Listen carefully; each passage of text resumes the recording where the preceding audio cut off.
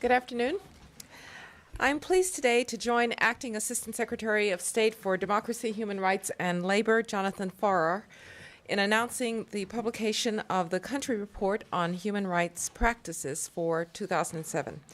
In every region of the world, men and women are working peacefully and often at great risk to themselves and their families to secure human rights and fundamental freedoms, to follow their consciences and speak their minds without fear, to choose those who would govern them and to hold their leaders accountable, and to achieve equal justice under the law. To expect by mentioning some countries like Venezuela. I believe Venezuela was mentioned in the past year and again this year. The reports themselves stand by themselves, so each country report stands separately.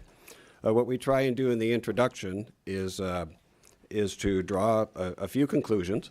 In the case of Venezuela, the introduction highlights the tendency there towards centralization of power and restrictions on the media, and the response of civil society to those efforts.